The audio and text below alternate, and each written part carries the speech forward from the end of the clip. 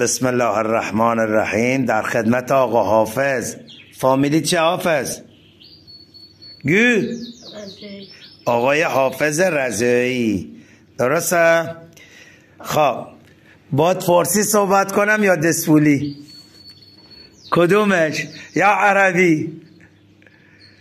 خب آقا حافظ گال مشکلی که داره اینه که قدرت حرکت رو نداره، درسته یا نه؟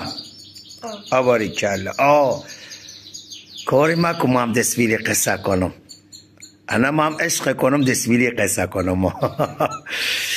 عرضم به حضورتون حافظ دستتو بیار بالا.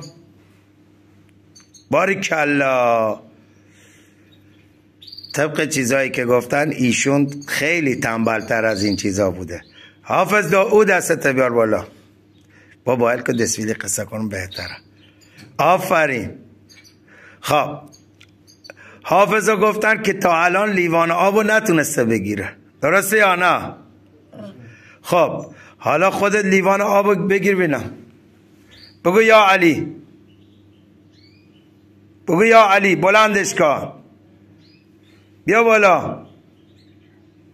نوش جونت. حجی اچه گرفتش دستش؟ والله روی خیرت. با خدا یا ایتر کنه آقای محسنی. ساز سفره نسای لیوان داشته ایتر بلندش کنه. اصلا دو دستی لیوان بلند کنه. آی رضایی چطور بلند کرده تایسون؟ تایسون والا دو دستی همون که دست دارم دست پیسی هستی اولین بارش میدی کاره که؟ اولین بارم. خیلی های شکر. دیگه پقل دی که ایشالاتون خوب بیا. قبول؟ یا علی دسته بیار بالا. دوتانا بیار بالا. ماشالله.